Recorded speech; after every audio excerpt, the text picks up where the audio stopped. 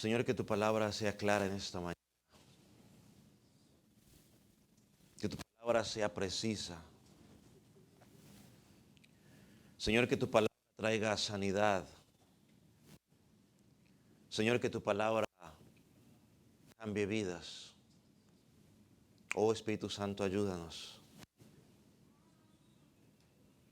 Que aquel que no te conoce hoy, tu Espíritu Santo lo traiga a arrepentimiento.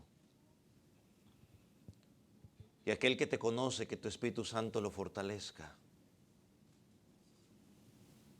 Señor, oramos para que tú puedas añadir los que han de ser salvos, como dice tu palabra. Porque no es un trabajo del hombre, es el trabajo tuyo.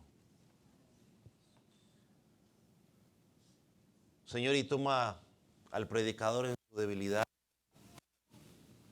y que sea tu palabra la que se hable con fidelidad a ella. Para que se pueda hablar no lo que el predicador quiere decir, sino lo que tu palabra quiere decir. En el nombre de Jesús. Amén. Una vez vamos a Primera de Pedro, capítulo 2.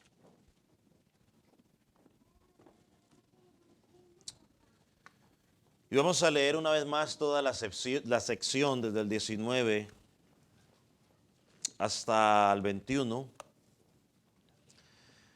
Y yo, como no tengo afán y nadie me está presionando, pues nos vamos a tomar el tiempo necesario para poder hablar de esta sección, algunas cosas que son importantes.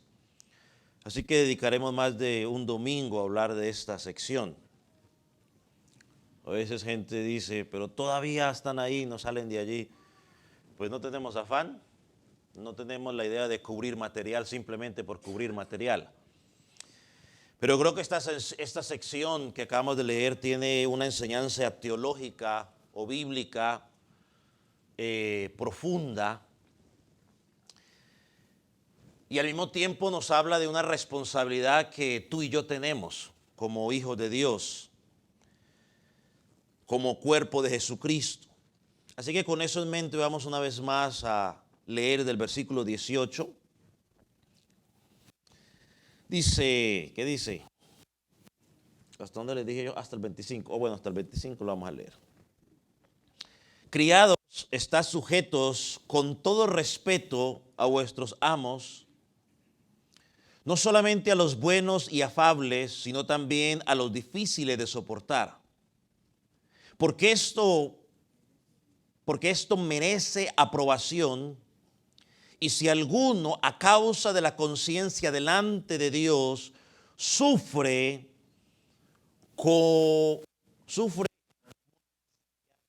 padeciendo injustamente, versículo 20, pues, ¿qué gloria es si pecando sois abofeteados y lo soportáis?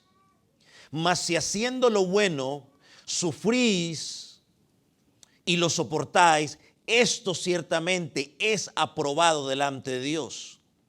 Pues para esto fuisteis llamados, porque también Cristo padeció por nosotros, dejándonos ejemplo para que sigamos sus pecados, el cual no hizo pecado ni se halló engaño en su boca, quien cuando lo maldecían no respondió con maldición, cuando padecía no amenazaba, sino que encomendaba la causa al que juzga justamente, quien llevó él mismo nuestros pecados en su cuerpo sobre el madero, para que nosotros, estando muertos a los pecados, vivamos a la justicia, y por cuya herida fuisteis sanados.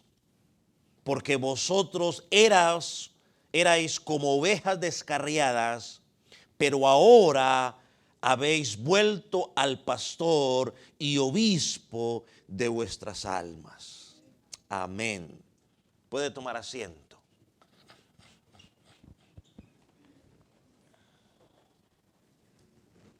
La semana pasada partimos en el versículo 18, donde hablamos que se nos dio una orden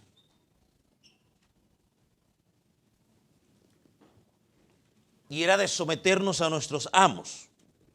Hoy partiremos hablando de la motivación de los creyentes para someternos a los jefes en nuestro lugar de trabajo.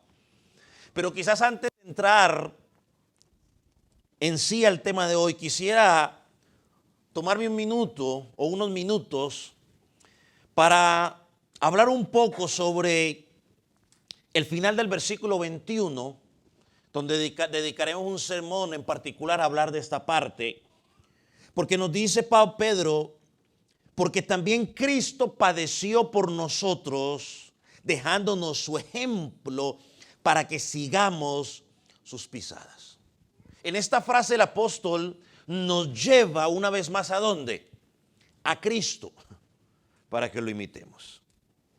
Y entiéndame esto, por favor, iglesia. Somos llamados a imitar no el sufrimiento de Cristo. No es a colgarnos en un madero, no es a recibir latigazos o a autoinfligirnos latigazos, ni morir por los pecados de más de nadie. Somos llamados a imitar a Cristo en la respuesta de Cristo al sufrimiento. Y los primeros hermanos que recibieron esta carta no estaban como usted y como yo tan tranquilos, estaban bajo persecución, bajo maltrato, y el consejo que el apóstol Pedro les da, o la motivación que usa el apóstol Pedro para levantarles en ánimo, para motivarlos a seguir adelante, es decirle, iglesia, hermanos, miren a Cristo, miren el sufrimiento de Cristo, miren todo lo que Cristo padeció. Y miren cómo Cristo reaccionó a ese sufrimiento. Y ahora ustedes reaccionen de la misma manera. Lo mismo nos dice hoy a usted y a mí.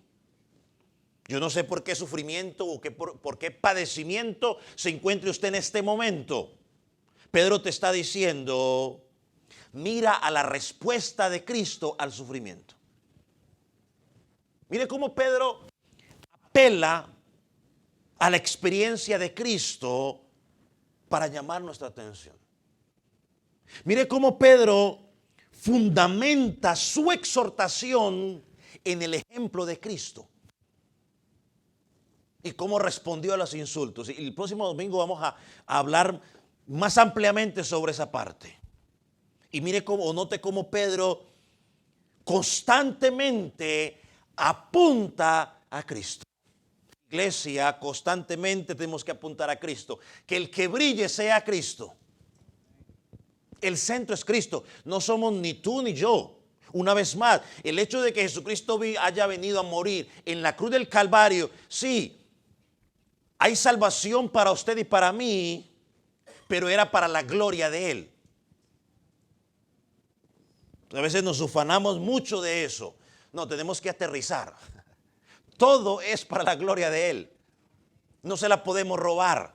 El único que trató de robarle la gloria a Dios, ya sabe usted qué le pasó. Y está condenado, ya no hay nada que hacer. Entonces Pedro usa el ejemplo de Cristo para darnos la base de cómo debemos responder.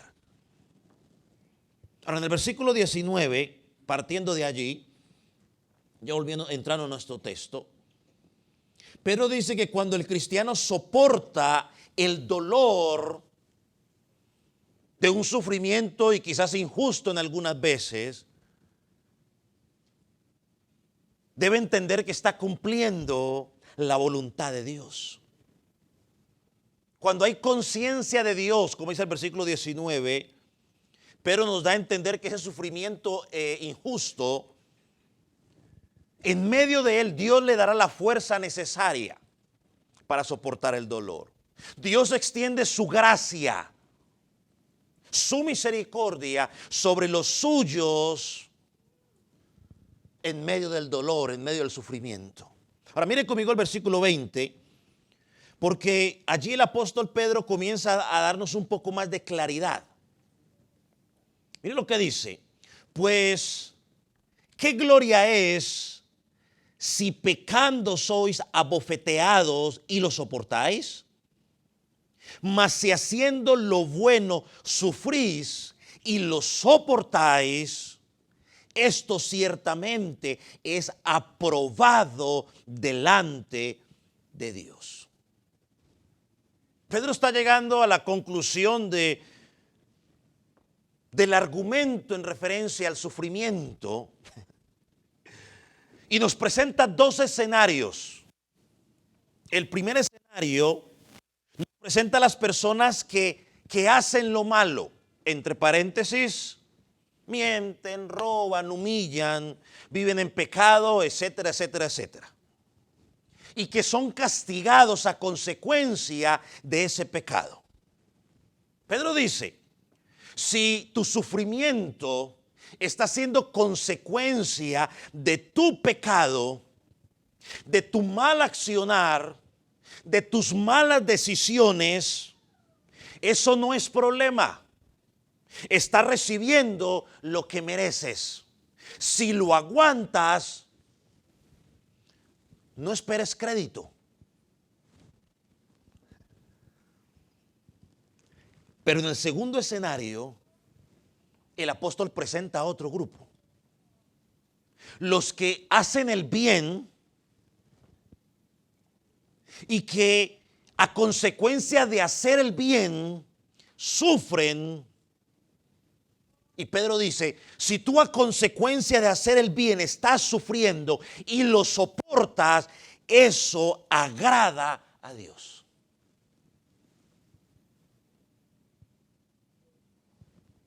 Aquí la pregunta que tenemos que hacer, pastor, ¿qué significa haciendo lo bueno en este versículo?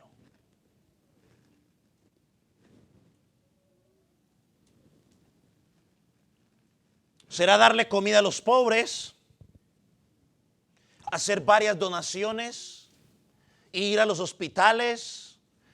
¿Darle transportación al que está en la carretera pidiendo que usted le dé transportación? Sí, esas cosas son buenas. Dentro de los términos humanos son buenas. Pero yo creo que hacer lo bueno, o entiendo, no voy a decir no creo, sino entiendo que hacer lo bueno en este pasaje y en toda la escritura es simplemente hacer la voluntad de Dios. Es someterme a todo lo que Dios pide de mí. Es poner en práctica lo que Él enseña en su palabra. Así que hacer lo bueno aquí, más haciendo lo bueno, sería más obedeciendo a Dios. Si mientras tú estás obedeciendo a Dios en todo lo que Él pide, estás sufriendo y lo aguantas, Dios dice, o Pedro dice, esto es aprobado delante de Dios. Y hay una cantidad de pasajes en la escritura que yo podría usar para sustentar lo que le estoy diciendo. Una cantidad, desde Génesis hasta Apocalipsis. Por ejemplo, el apóstol Pablo. Usemos al ejemplo del apóstol Pablo. Pablo, desde que fue alcanzado por Cristo ese día camino a Damasco, desde ese día hasta que murió, no se cansó de hacer la voluntad de Dios. O usted ve al apóstol Pablo en algunos registros de la escritura que no estaba haciendo la voluntad de Dios. La hizo. Pregunto yo, todo fue color de rosa, todo fue luna de miel. Pablo no paraba de sufrir. Sufrimiento tras sufrimiento, simplemente por estar haciendo la voluntad de Dios. Hermanos, hacer lo bueno ahora en el contexto de este pasaje o de lo que hemos estudiado hasta ahora, en el contexto inmediato de lo que hemos estudiado ahora. Para mí, haciendo un resumen rápidamente, hacer lo bueno es, ya lo hablamos, vivir en santidad, vivir como peregrino, como extranjero, recordar que soy ciudadano celestial, apartarme de los deseos de la carne, someterme a la autoridad, honrar a la autoridad, someterme a los jefes, respetar a los jefes, hacer callar a los hombres ignorantes e insensatos. Eso es hacer lo bueno en este contexto inmediato. El contexto general pues lo podríamos ampliar de las Escrituras. Así que no podemos mirar la palabra haciendo lo bueno desde la perspectiva de los hombres. Porque cuando usted le predica el evangelio a alguien, todos son buenos. La gente dice, pues yo no le hago mal a nadie. No mato, no robo, tengo una sola esposa o un solo esposo. O sea, soy buen padre, soy buen trabajador. No, todos somos buenos. Pero no desde la perspectiva de los hombres. Pero desde la perspectiva de Dios, es hacer la voluntad de Dios en todas las áreas de mi vida. Vaya conmigo a 2 Timoteo, capítulo 3, versículo 12. A lo que el Pablo le dice a Timoteo.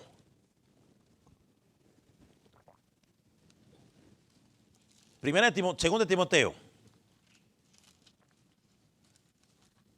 Voy a dar chance para que lo localice. ¿Lo tiene? Mira lo que dice. ¿Qué dije? 3:12. Está. Y también todos los que quieran vivir piadosamente en Cristo Jesús padecerán persecución. Todos. El que quiere vivir una vida doble, lo van a perseguir por otra cosa. Ahora, quizás no lo ve usted muy claro ahí, pero se lo voy a leer en la Nueva Traducción Viviente porque lo dice más claro allí. O no lo dice más claro, sino que dice una palabra interesante. Dice, es cierto, y todo el que quiera vivir una vida de sumisión a Dios, o sea, ponerse bajo la autoridad de Dios, someterse a lo que Dios pida, ¿qué va a pasar con esa persona? Sufrirá persecución. Palabra de Dios para todos, mire cómo lo traduce. Pues todo el que pertenezca a Cristo, o sea, el que pertenece a Cristo y quiera vivir dedicado a Dios, será perseguido. Y recuerde que persecución no es que van a estar a andar detrás de usted con una lanza. No, la persecución puede ser que se burlen de usted, o lo que llaman hoy en nuestra versión es el bullying, ¿no? Por ser cristiano, que lo rechacen y todo lo que quiera. Yo por eso digo, si los del mundo se sienten muy cómodos con nosotros, posiblemente es que no estamos viviendo en obediencia a Dios. Y yo quiero aclarar algo, volviendo al versículo 20. En estos dos escenarios que el apóstol Pedro nos presente, y lo quiero decir claro para que no haya confusión. Y es importante que lo tenga claro. Una cosa es ser perseguido y sufrir por causa de mi pecado, por mis malas decisiones. Y otra cosa muy diferente es sufrir persecución por causa de vivir una vida dedicada a Dios. Son dos cosas tan diferentes como es el día de la noche. Así que no nos confundamos. Porque muchas veces nos excusamos, nos defendemos o nos justificamos por nuestras malas decisiones, por nuestro mal comportamiento, por nuestro pecado. Cuando alguien nos cuestiona, o alguien nos critica por ese pecado, decimos, oh, es que este es el fruto de la fidelidad a Dios. Un momentico, no se engañe, son dos cosas diferentes. Si tú vives una vida doble, pues te van a criticar. ¿Por qué? Porque tú estás aportando para ello. Y no diga que es fruto. Porque ahí sí todo el mundo dice, no, es que es el fruto. No invente. No se engañe. Son dos cosas diferentes. Si vives en rectitud, pues te van a criticar, va a haber percusión, Dios se agrada de ello. Pero si estás tomando malas decisiones, vives una vida doble, eres uno en el trabajo, eres otro en la iglesia y eres otro en la casa, y vives un desorden, te van a criticar. No digas que es fruto, porque no es fruto. O bueno, no es fruto, es una vida doble. Son los, ¿cómo dice la Biblia? A ver, está el fruto del Espíritu y lo otro, ¿cómo se llama? Las obras de la carne. Son dos cosas diferentes. O sea, que no nos confundamos ni nos excusemos en eso, porque a veces somos expertos. Entonces, como cristianos, puede ser que suframos persecución por hacer la voluntad de Dios y que suframos persecución como resultado de hacer la voluntad de Dios. Y Pedro dice aquí, esto ciertamente es aprobado por Dios. Así que no podemos perderlo de vista para entender lo que el apóstol está diciendo aquí en este pasaje. Cuando haces lo bueno, es decir, cuando haces la voluntad de Dios, de todas maneras vamos a tener momentos de sufrimiento. Ahora, esto no le gusta a nadie. Posiblemente alguien estará pensando en este momento, ¿no será que el pastor estará sacando de contexto este pasaje? ¿No será que el pastor está volviéndose demasiado fatalista?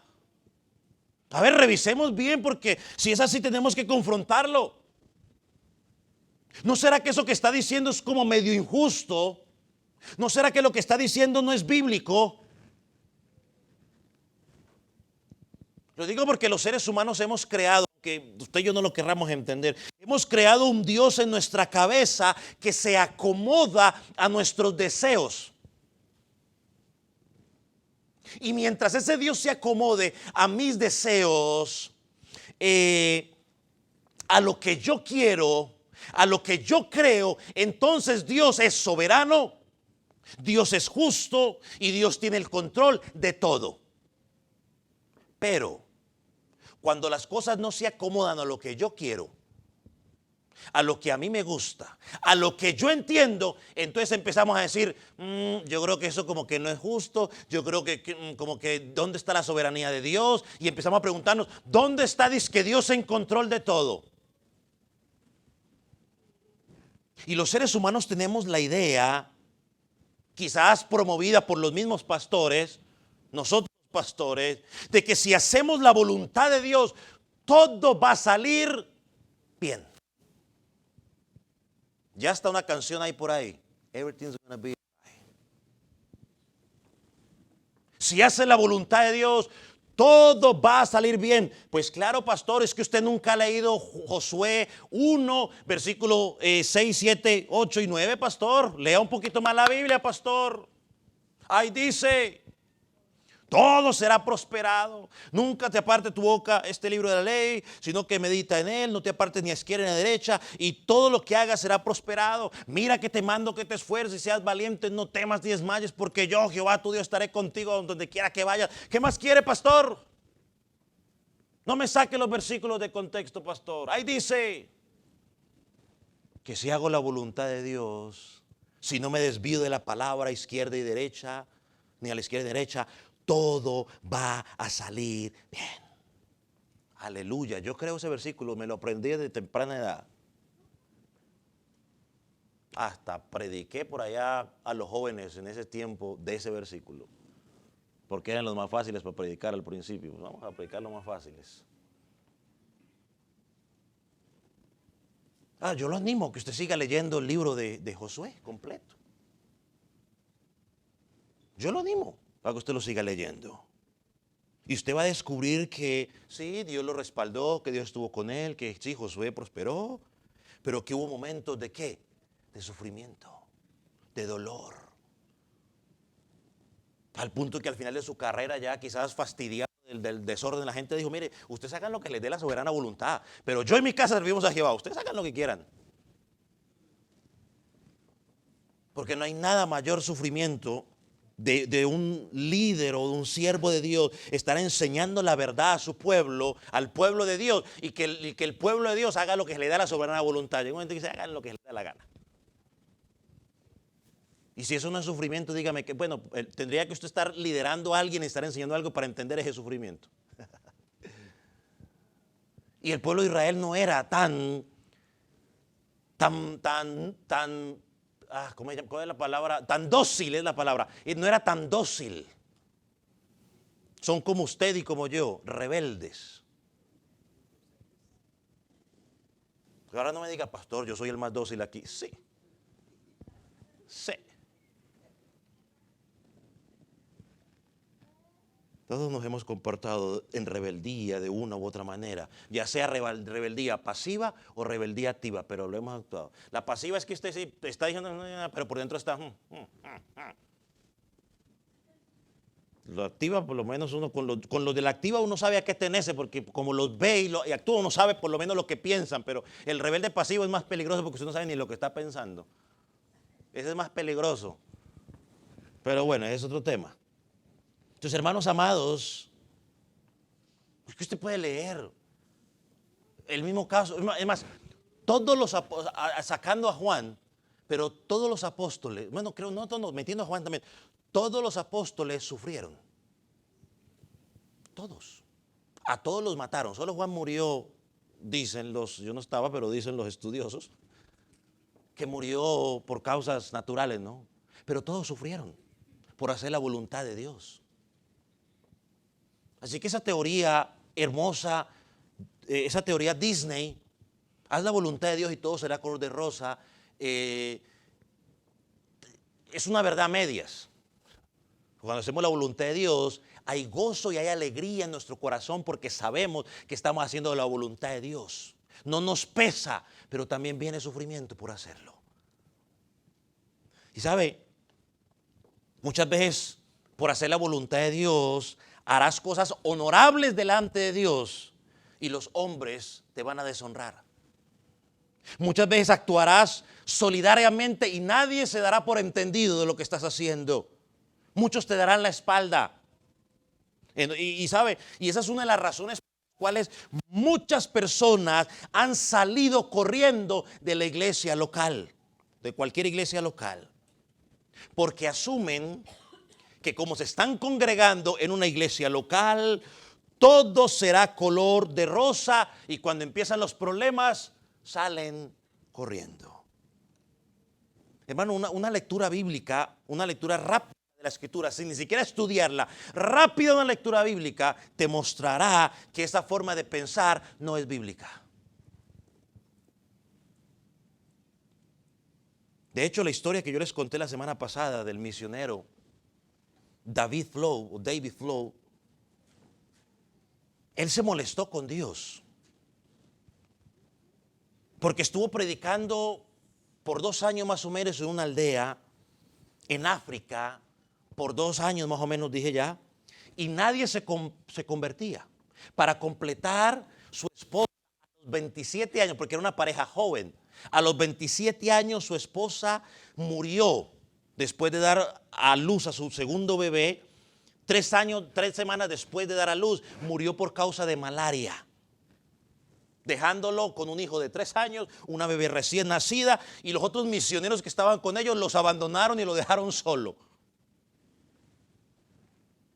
Y mira lo que él dijo. Para él había terminado su ministerio. El evangelio y su relación con Dios, hasta donde él sabía, Dios le había quitado la vida, su esposa, su ministerio, y no era más que una trágica pérdida. Dejó todo tirado. Regaló a la hija esa a la chiquitica, la entregó a otros misioneros y se fue para Suecia con el hijo mayorcito. Y en otras predicaciones que vaya dando, si se acomoda, le contaré el resto de la historia. Si no, pues me la pide y se la mando. Y posiblemente algunos de ustedes estamos pensando de la misma manera. Yo no hago nada en este lugar porque no importa lo que haga, todo les molesta, todo lo que yo hago les molesta. Todos me critican, todos me miran feo. Mucha gente dice, Dios, yo hago lo que tú pides. Yo soy obediente. He rechazado todas las invitaciones que me han hecho mis amigos porque yo sé que van en contra de tu voluntad.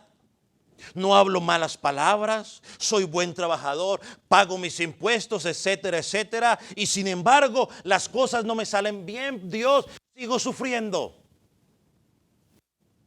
El trabajador dice, Dios, soy un trabajador honesto, siempre llego temprano a mi trabajo. Sin embargo, perdí el trabajo, pero los vagos, los haraganes que siempre llegan tarde, ahí los tienen. La esposa que sufre puede estar pensando, oh Dios, yo estoy haciendo tu voluntad, quiero someterme a ti. Sin embargo, el esposo que tengo es insoportable.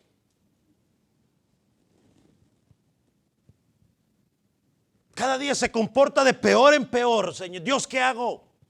El padre dice, Dios, estoy haciendo tu voluntad, me estoy sometiendo a ti, cada día quiero servirte más y mis hijos cada día son más y más rebeldes y toman decisiones equivocadas. Y podríamos continuar aquí todo el día dando ejemplos. Y ahí es donde Satanás, influenciado por nuestros sentimientos o motivado por nuestros sentimientos o viceversa, lo que sea, usted entiende la idea, es donde empiezan las preguntas. ¿Qué es lo que está pasando aquí? ¿Está la recompensa de obedecer a Dios? ¿Está la recompensa de hacer su voluntad? Quizás no lo decimos, pero pensamos, Dios, esta es la forma en que tú recompensas a aquellos que te sirven y que hacen tu voluntad. Bueno, eso fue lo que pensó David Flo. Y uno podría encontrar una cantidad de ejemplos. Y sabe que preguntas como estas han llevado a muchas personas a salir corriendo de las congregaciones. Usted y yo no los hemos encontrado, a muchos de ellos. ¿Y por qué no ha vuelto? Y la lista es gigante. ¿Qué porque el pastor? ¿Qué porque sutano? ¿Qué porque mengano? ¿Qué porque el otro? Hasta por el aire acondicionado, ya sea muy frío, muy caliente, no, se han ido. Hombre, pues si está muy frío, traiga cobija. Y si está muy caliente, pues traiga abanico. Solución. Yo fui a Buenaventura, en Colombia, una parte donde hace bastante calor y es un calor húmedo. ¿Y usted cree que tenían aire acondicionado? Puro abanico de esos que están no sé cuántos metros del techo, que de aquí a que llega el aire aquí ya está caliente otra vez. ¿Dónde uno está? Uy, no pregúntale a mi papá que iba por allá no sé ni a dónde. Por allá, allá como dirían los argentinos, mejor dicho, las partes más profundas de la montaña, a ver por allá, a ver si habían aire acondicionado. Y usted ve a los creyentes allá quejándose por eso. No. Andan con su toallita ahí para secarse el sudor. Un ejemplo podría ser José. Volvamos a otro ejemplo para no decirle a Pablo. José, todos conocen la historia de José, ¿cierto que sí? Si no la lee. Un hombre que sufrió porque quiso hacer la voluntad de Dios. A José, ¿por qué lo metieron preso? Porque le robó al faraón. Porque quiso hacer la voluntad de Dios. Porque quiso guardarse en santidad para Dios.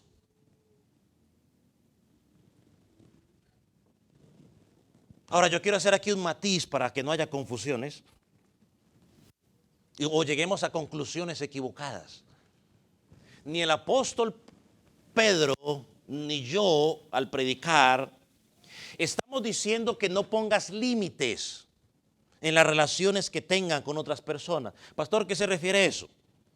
Hermano, que Pedro no está diciendo que no busques protección legal si está a la disposición para ti.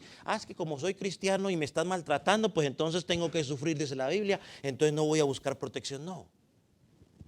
Aquí tampoco está diciendo que si alguien te está hiriendo, alguien está sacando ventaja de ti, alguien te está usando como la alfombra de sus pies para limpiarse los pies, para abusar de ti, que tú no digas nada, que tú no pongas límites. No, Pedro no está enseñando eso, ni tampoco lo está implicando.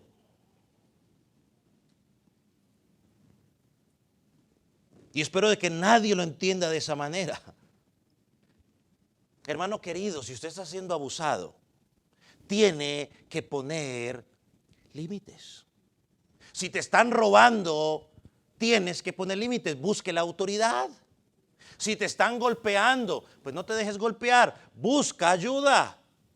Si te están robando, yo lo dije, ¿no? Si te están amenazando, hombre, busca ayuda. A veces se me acercan hermanos y dicen, pastor, pero es que el hermano está abusando de mí, ¿qué hago? ¿Qué? Y entonces, ¿qué dice el hermano? Pues si el hermano está abusando de usted, hable con ese hermano y dígale, hermano, me está abusando, dígale. Porque lo mismo lo dije la semana pasada. Bueno, es que es como es mi hermano en Cristo, se tiene que aguantar todo. No, un momentico, no abuse de su hermano.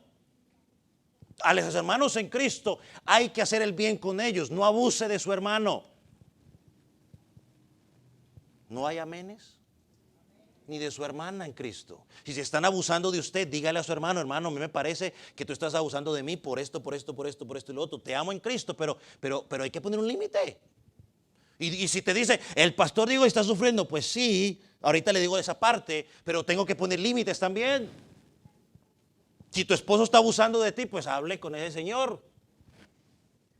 Y si no dice nada, pues si sigue abusando, pues eche a la policía entonces.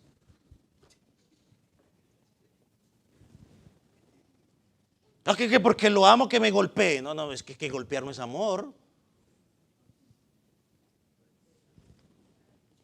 No. Eso no es amor ni siquiera jarocho. Déjeme darle un ejemplo. Por ejemplo, en Hechos capítulo 16, no tiene que buscarlo. En Hechos capítulo 16, Pablo y Silas fueron arrestados en Filipo por predicar, usted conoce. Fueron maltratados y al final del capítulo, Pablo luego les dice, mire, ustedes me deben una disculpa porque actuaron violentamente. Violaron mis derechos. Luego más adelante en el capítulo 22 en Hechos, cuando estaba siendo tratado injustamente, Pablo apela a sus derechos de ciudadano romano y les dice, un momentico, soy ciudadano romano, ustedes no me pueden hacer eso. Así que hay ejemplos bíblicos, hermano. No hay nada de antibíblico ponerle límites a las personas cuando te están abusando. No hay nada de antibíblico. No hay nada de antibíblico salir corriendo cuando alguien te quiere matar. David salió corriendo.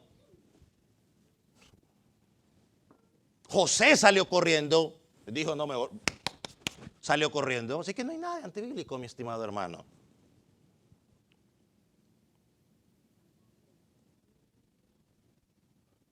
Aquí tenemos la oportunidad de buscar abogados, el 911, poner una restricción, hermano, pastor, ¿será que puedo poner una restricción porque me están amenazando? ¿Será que eso es falta de fe? No, hermano, eso es sabiduría. Yo un día, por allá, hace unos años, con la que era mi novia en ese tiempo, la que hoy es mi esposa, pues fuimos allá y pusimos una orden de restricción. ¿Nos faltaba fe? No, yo tenía fe, pero también voy a usar los recursos que Dios ha puesto a mi disposición. Fue y puse una orden de restricción. Esa persona no me podía acercar a cierta distancia de nosotros. Así que no se vaya al otro extremo, ni saque interpretaciones medias extrañas. Pero Pedro dice aquí, si a pesar de esos límites que usted ha puesto, a pesar de esa restricción legal que usted ha puesto, sigue sufriendo por hacer lo bueno, la voluntad de Dios, recíbelo con humildad y encomienda tu causa a Cristo, que juzga con toda justicia. Y aquí es donde la gente pregunta, pastor, ¿y por qué yo tengo que encomendarme la causa a Dios? Pastor, ¿y por qué no simplemente yo tomo la venganza en mis manos? No es más fácil, pastor. Porque es que Dios de pronto se demora mucho. Y yo necesito la venganza ahora. Yo quiero ver. Y de pronto Dios va a cobrar la venganza por allá en el juicio final. Y no me voy a dar por enterado. Mire, el texto nos da 3 respuestas. Y quiero que la aprenda. ¿Por qué debo encomendar mi causa a Dios en medio del sufrimiento? Y aquí voy a hablar del sufrimiento por hacer la voluntad de Dios. En primer lugar, versículo 21, porque es tu llamado. Miren lo que dice el versículo 21. Pues para esto fuisteis llamados. Esto no suena muy popular. Esto no suena muy popular. Pedro dice aquí que tu llamado en la vida es que si a pesar de los límites que has puesto, estás sufriendo por hacer la voluntad de Dios, lo correcto, lo bueno, vas a sufrir. Miren lo que dice el capítulo 3, versículo 9. Para que no diga luego de que yo estoy sacándolo de contexto. Vamos al contexto inmediato, el más cerquito. Dice, no paguéis mal por mal, no respondáis insulto cuando la gente lo insulte. Es más, mire, se me acabó de venir una idea y me voy a meter en términos tecnológicos, redes sociales 2020-22. No bloquees al que te bloqueó.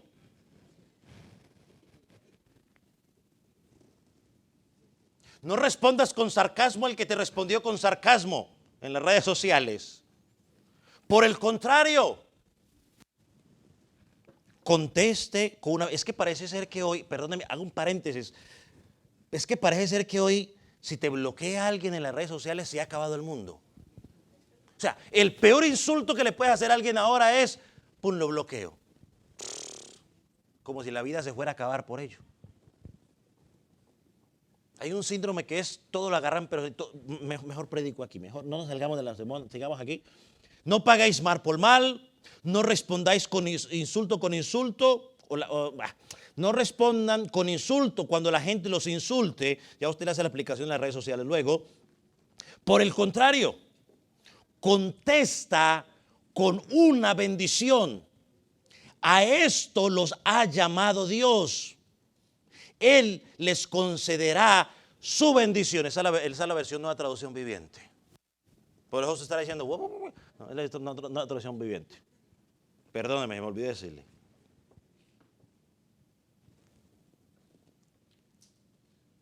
Yo no he sido llamado a pagar mal por mal. Todo lo contrario.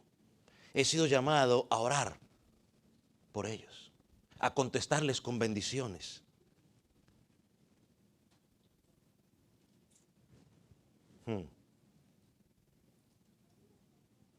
Entonces, si estamos pasando por momentos de dificultad haciendo la voluntad de Dios, mi hermano, obvio que uno como creyente empieza a hacer un análisis por lo que está pasando. Pero yo no quiero que usted piense que es que la ira de Dios está sobre usted o que es una expresión del el juicio de Dios sobre usted.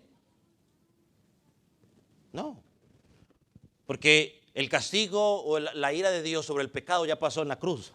El versículo 24 lo dice, quien llevó él mismo nuestros pecados en su cuerpo sobre el madero, para que nosotros, los salvos, estando muertos a los pecados, vivamos a la justicia, y por cuya herida fuisteis sanados.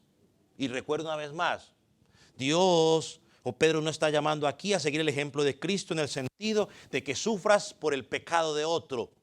A ver, porque uno puede sufrir por el pecado de otro en el sentido dolor, tristeza porque mi hermano está pecando. Pero no en el sentido de que ahora tengo que sufrir castigo por el pecado de otro. No, cada quien es responsable de su pecado. El sufrimiento de Cristo, mis hermanos, es único. Es extraordinario. Y nadie lo puede imitar, aunque mucha gente en Semana Santa se quieren hacer supuestamente la peregrinación que Jesucristo hizo. No saben ni lo que están haciendo. Pero lo que tenemos que imitar es la forma en que Él respondió cuando fue sometido injustamente a tanta cosa por hacer la voluntad de Dios. No respondió ofensivamente. No buscó vindicarse él mismo, o es decir, como hacer quedar bien él mismo. Todo lo encomendó ¿a quién? A Dios. Claro, yo quisiera decirle, hermanos, en la vida cristiana todo es color de rosa, nunca sufrirás. Pero ese mensaje sería un mensaje populista, antibíblico y para ganar fanaticada. Yo no necesito ganar fanes o seguidores. Necesitamos predicar la palabra de Dios. Es más, Jesucristo dijo, en el mundo tendréis aflicción. En Mateo 10, versículo 34 al 36, léalo luego en su casa. Mateo 10, 34 al 36. Jesucristo da unas declaraciones tremendas. Dice, yo no he venido para traer paz, he venido para traer disensión en la familia. El padre con el hijo, con los esposos, y cualquiera que lee eso se vuelve ateo. Y lo que Cristo está diciendo allí es que simplemente cuando tú eres salvo y vives para mí, vas a tener conflictos con tu familia que no es salva. Te van a rechazar.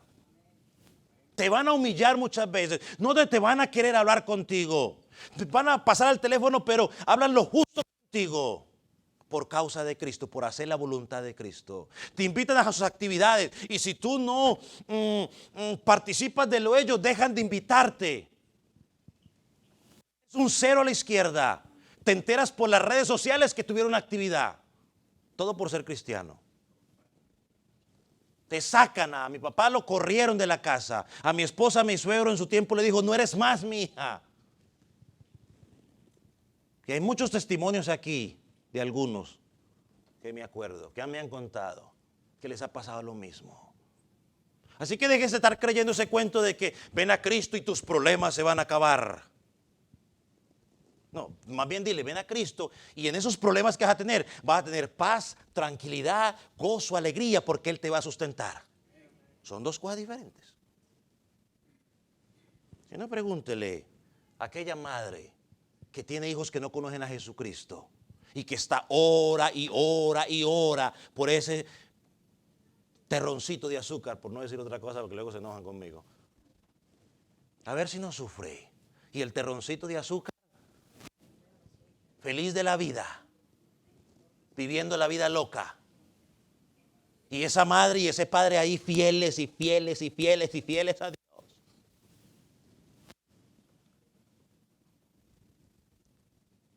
Miren lo que dice el versículo 17 del capítulo 3 de Pedro. Porque mejor es que padezcáis haciendo el bien si la voluntad de Dios así lo quiere. Dígame si lo estoy sacando de contexto entonces.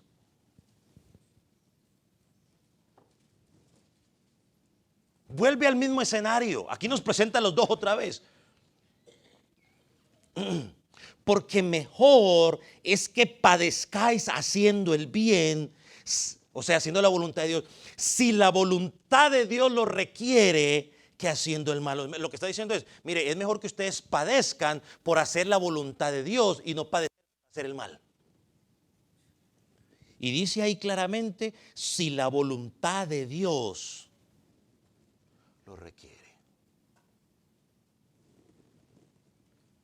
Se me olvidó, es que se me olvidó. A ver, hermana, llévele este micrófono ahí al hermano Tony que lo lea en el versículo, en la versión que él tiene, porque él tiene la Nueva Traducción Viviente.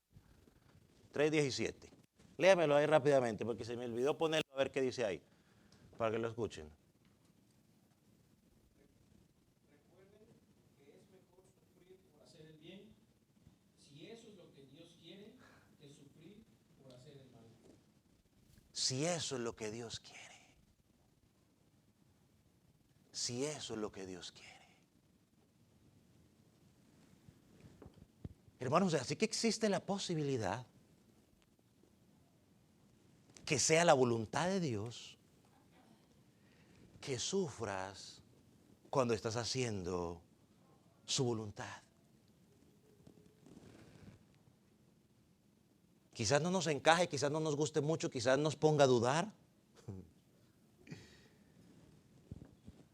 Pero nos podríamos remitir a qué enseña el rey. Cuando uno encuentra un pasaje así, uno dice, ¿qué dice el resto de la escritura? Encontramos hombres y mujeres en la escritura que haciendo la voluntad de Dios sufrieron. Yo recuerdo a Pablo, por ejemplo. Es más fácil porque tenemos más registro de él. Pablo oró y clamó para que Dios le quitara la enfermedad del aguijón en la cara. Algunos dicen que era problema de los ojos. Dice que clamó, dice que hasta 3 veces. Y Dios le dijo, Pablo, bástate de mi gracia. En otras palabras, Pablo, no te voy a sanar. Agárrate a mí y yo te voy a sostener. Y lo más interesante es que cuando usted sigue leyendo, Pablo llega a la conclusión, él mismo, que eso Dios lo permitió en su vida para que a él no se le fueran a subir los humos. Por todo, o no se fuera a llenar de orgullo por todo lo que Dios le ha permitido ver.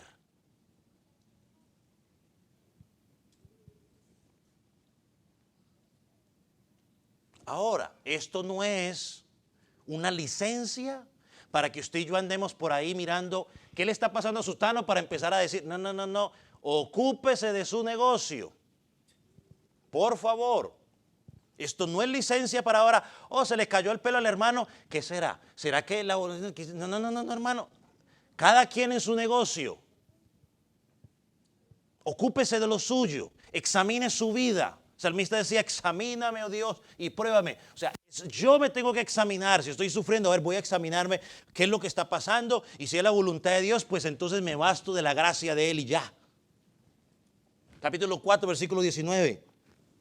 De modo que los que padecen según la voluntad de Dios, encomienden sus almas al fiel Creador y hagan el bien.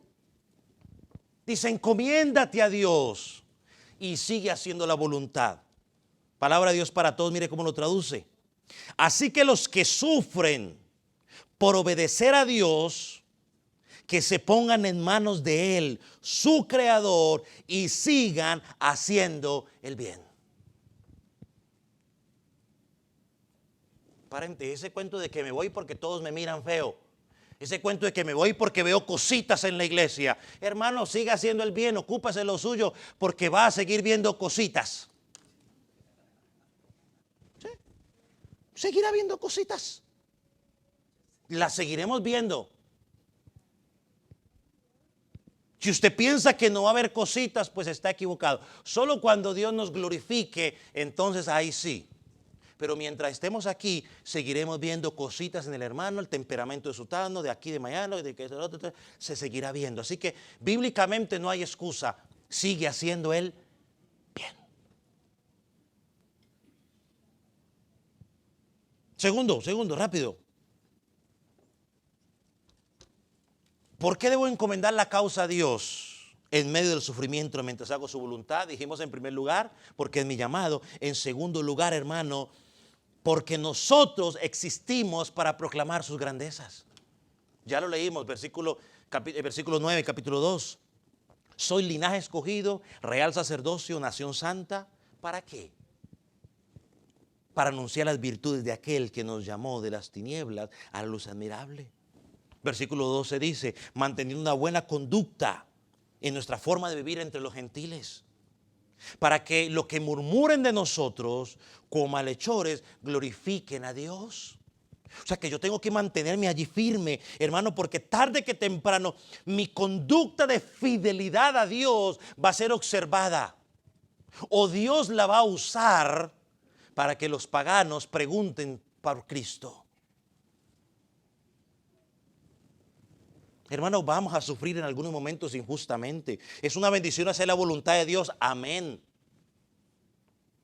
Pero a veces vamos a tener que sufrir, no siempre. Es como siempre lo he dicho en el matrimonio. El matrimonio, todo el que está casado dice el matrimonio, oh, glorioso. Qué rico. Por eso todos se quieren casar. Pero van a haber momentos de ¿qué? De dificultad. Pregunte a los casados, sobre todo a los que tienen más tiempo. A ver si es que todo fue color de rosa, si todo fue luna de miel. No, pero vale la pena.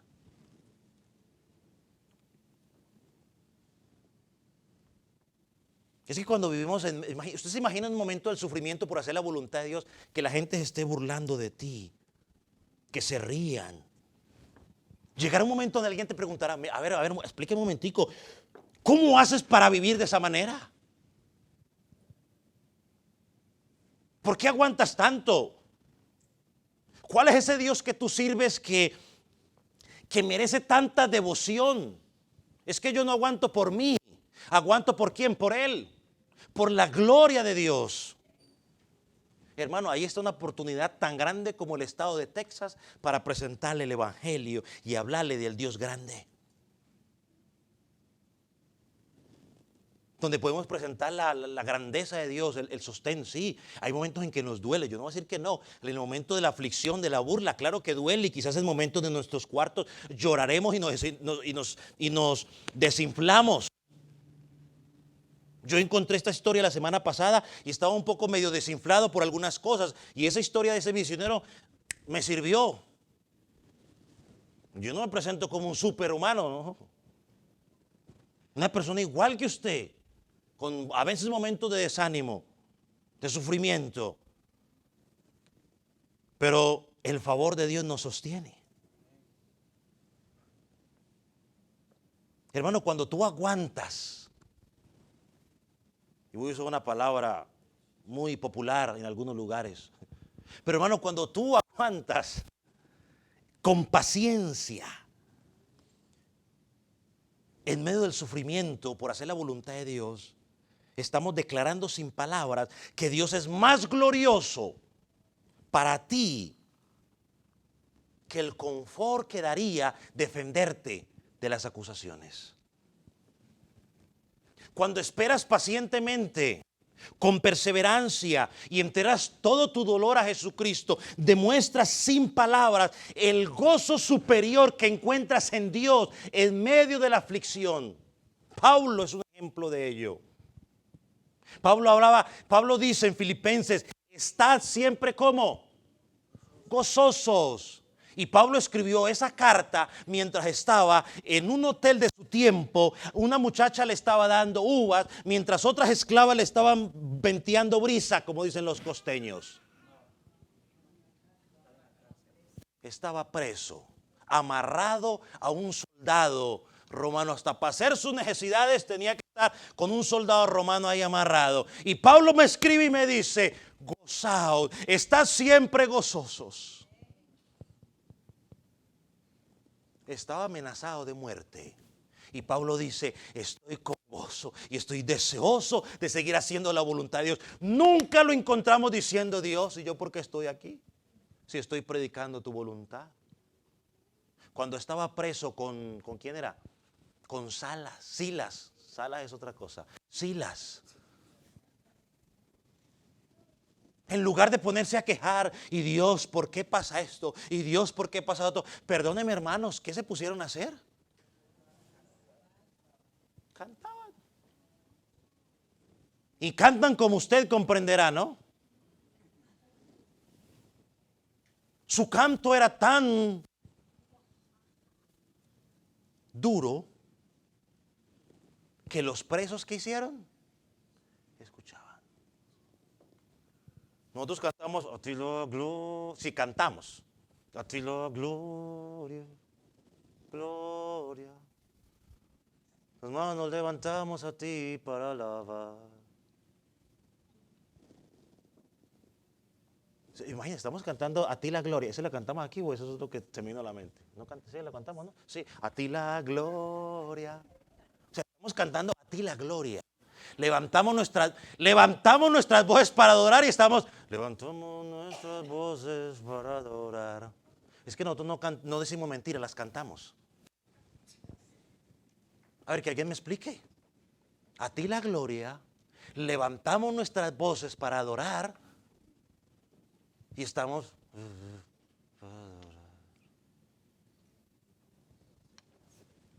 No sé. Cuando esperamos pacientemente, declaramos sin palabras que la eternidad con Dios es más preciosa, es más grande que los momentos de alegría que nos va a dar este mundo. Lo cantamos también, lo dice Romanos 8, 18 creo, ¿no? Las aflicciones que vivimos aquí en este mundo jamás se comparan con la gloria que ha de venir. Hermano, cuando aguantamos el sufrimiento por hacer la voluntad de Dios, ¿sabe qué es lo que le estamos diciendo al mundo? Mire, vea, sin palabras, que la justicia de Dios es mejor que la justicia de los hombres. Que a mí me interesa más lo que piensa Dios que lo que digan los hombres. Por eso no ando defendiéndome como loco. Hay creyentes que andan como gatos patas arriba defendiéndose. ¿Pero por qué? A ver, pregunto yo, ¿por qué? Encomiende su causa a Dios. Pastor, es que es injusto. ¿Usted sabe cuántas cosas injustas han dicho de mí? ¿Y sabe cuántas cosas justas han dicho de mí? Más todavía. De esas menos me puedo defender. Es que menos me puedo defender de esas. Que es muy gritón. Pues, ¿cómo me defiendo si estoy gritando? No, lo que pasó es que no, nada. Ya. Guarde silencio, cállese. Espera en Dios. Y más cuando estás haciendo la voluntad de Dios. ¿Sabe cuántas veces me han acusado a mí de que yo me robo diezmos?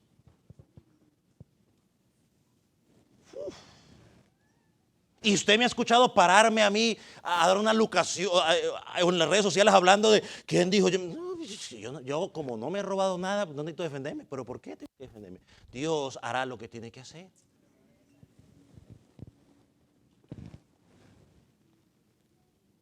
Me interesa más lo que Dios tenga que decir. Y un día Dios llamará a cuenta a esas personas, ya sea aquí en la tierra o en el juicio final, y ellos que se encarguen con Dios. Porque esto merece aprobación, si alguno a causa de la conciencia delante de Dios. Miren lo que dice la nueva traducción viviente del versículo 19, allá en Primera de Pedro. El versículo 19. Porque Dios se complace cuando ustedes, siendo conscientes de su voluntad, Dios se complace, se deleita cuando ustedes están conscientes de Dios. Hermano, ¿sabe lo que es estar consciente de Dios? Es estar pensando y reflexionando en lo que Dios piensa, no en lo que los hombres piensan. Hermano, yo se lo digo por experiencia propia. Los hombres van a cambiar de parecer con respecto a usted. El cristiano tiene que estar bien claro. Cuando Dios brilla, es más importante que mi brillo. Cuando usted está queriendo defendiéndose por ahí, afuera, no, que yo me quiero defender, ¿sabe qué es lo que usted está buscando? El brillo suyo, no el de Cristo. No me quedo callado. Soporto. Si es injusto lo que están diciendo, pues con mayores veras, más callado me quedo. Es más, yo leí la historia de un pastor. Interesante. No la quería decir, pero la voy a decir. De cómo Dios lo respaldó. Él había una reunión congregacional y le pidieron a él que diera el reporte. Y él, cuando se paró ahí, ya había aceptado, ya se iba a ir de esa congregación.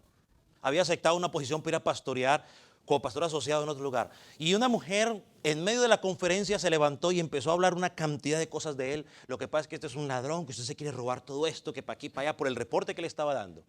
Él dice que cuando estaba hablando, pensando, él decía, ahorita la rostizo, dijo.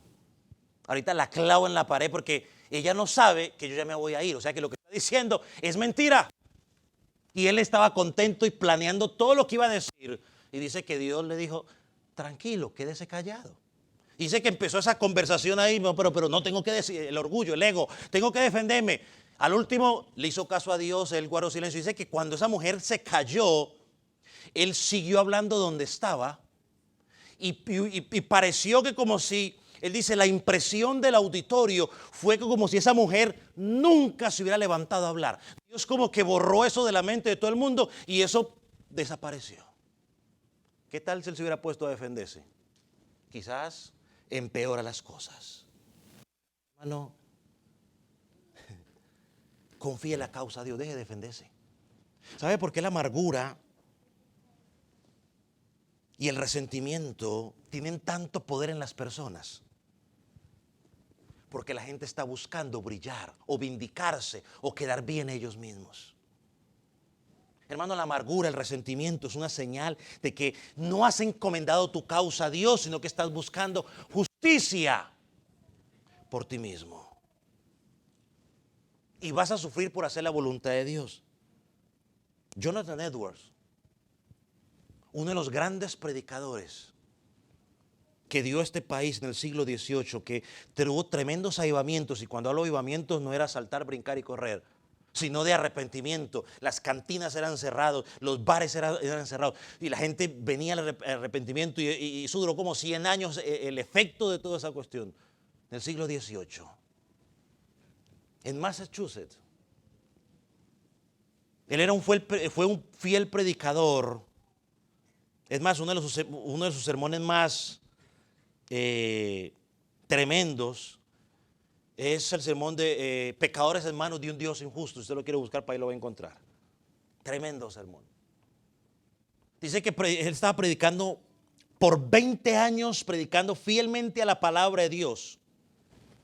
El antiguo pastor había sido el abuelo de él. 20 años. Su abuelo, cuando permitían la cena del Señor, cuando pasaban la cena del Señor, de hecho íbamos a tratar de participar en la cena del Señor, él permitía que todo el que llegara a la iglesia, todos participaran de la cena del Señor, sin importar si habían nacido de nuevo, sin importar si habían bautizado, porque él decía que dejándolos a todos participar, ellos podrían nacer de nuevo y luego ser bautizados. Edwards no compartía esa práctica, y ya después de 20 años él decidió pararse en sus creencias o lo que enseña la Escritura, porque la Escritura enseña que la seña del Señor es solo para ¿quién? Para los redimidos. Es para los redimidos. No es para cualquiera, son para los redimidos. Y entonces el pastor Jonathan Edwards puso fin a esa práctica. Hermano, usted no se imagina el problema que se le armó. Tanto fue el problema que se le armó que le dieron la espalda, y 20 años de servicio predicando la palabra de Dios, la iglesia decidió cesarlo como pastor porque cambió eso. ¿Cometió adulterio? No. ¿Robó dinero? No. Simplemente porque se paró en sus convicciones bíblicas y decidió obedecer la palabra de Dios, que dice que la cena del Señor es únicamente para los redimidos. Se convirtió en el villano. Lo corrieron. Y cuando lo corrieron, uno de los miembros fieles de esa congregación, miren lo que escribió sobre él. Edward recibió el impacto imperturbable.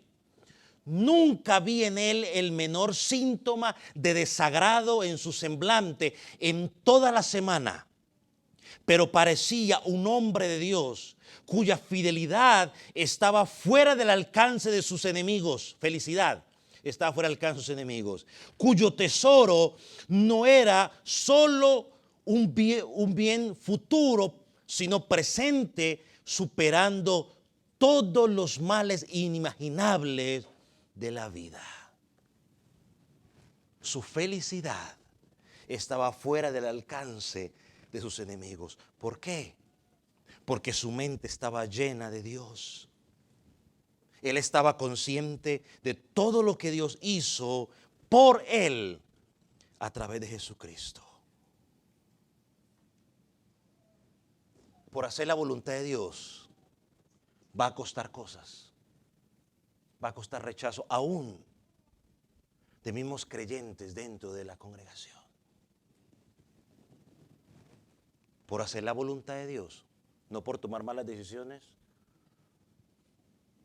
Bueno, también te van a ver, pero eso ya es justificada. Tú tomaste tu mala decisión. Tú pecaste, pues aguántese. Pero si estás haciendo la voluntad de Dios. Y en tercer lugar, ¿Por qué debemos encomendar la causa a Dios cuando sufrimos por su voluntad? Porque esa acción a Dios le complace. Versículo 19 una vez más. En la versión de la traducción dice, porque esto, nosotros dice, esto merece aprobación. La versión Nueva Traducción Viviente dice, pues Dios se complace. Versículo 20 dice, pero si tú sufres por hacer el bien, en la Nueva Traducción Viviente, lo soportas con paciencia, Dios se agrada de ustedes. ¿Usted qué quiere? ¿Quedar bien con los hombres o que Dios se agrade? Aguante. Si quiere quedar bien con los hombres, defiéndase. Pero se la va a pasar toda la vida tratando de complacerlos a todos. Porque en el proceso de quedar bien con Andrés, vas a quedar mal con Juan o con José.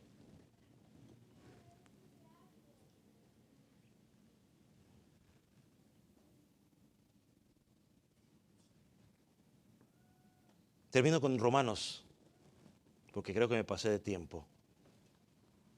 Romanos 12, 19 dice, no os venguéis vosotros mismos, amados míos, sino dejad lugar a la ira de Dios, porque escrito está, mía es la venganza, yo pagaré, dice el Señor. Pastor, es que usted no entiende, posiblemente no entienda, pero usted tampoco entiende quizás los sufrimientos que yo he pasado. Pero Jesucristo, tarde que temprano, va a dar su juicio sobre esa injusticia que han cometido contigo por hacer su voluntad.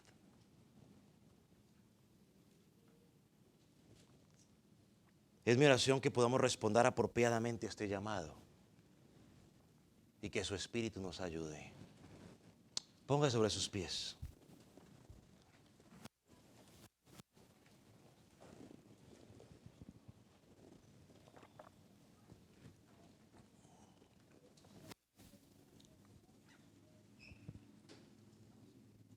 Padre, gracias por tu palabra.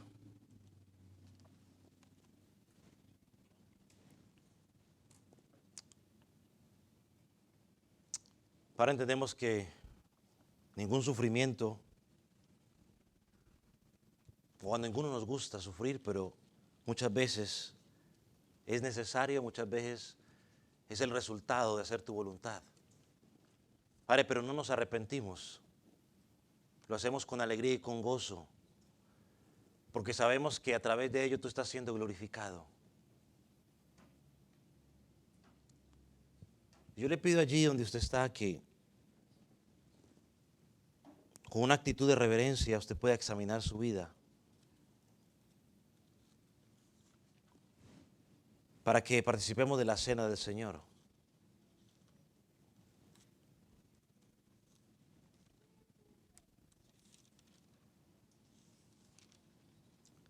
Participar de la cena del Señor nos recuerda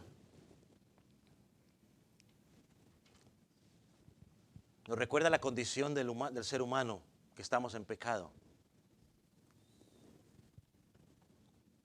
Nos recuerda que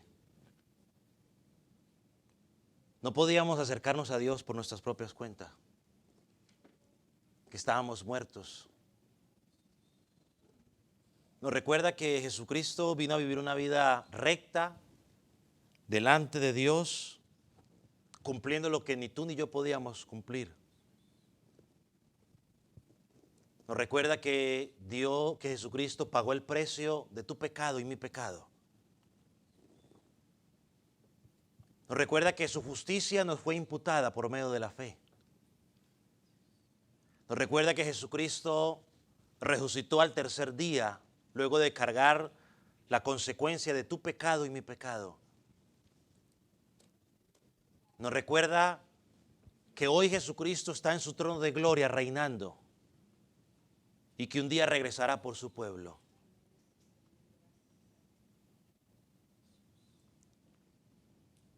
Así que cuando participamos de la cena del Señor, estamos recordando la comunión que tenemos con Dios, con Cristo, como iglesia.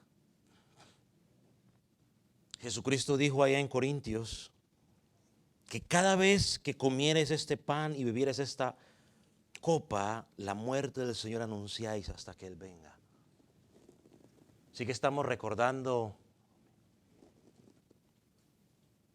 que Jesucristo va a regresar por segunda vez. Y yo quiero, mientras usted medita allí sobre lo que Jesucristo hizo en su vida, invitar a aquellos que van a participar de la Cena del Señor, aquellos que ya han nacido de nuevo, que han sido bautizados dentro de la iglesia cristiana.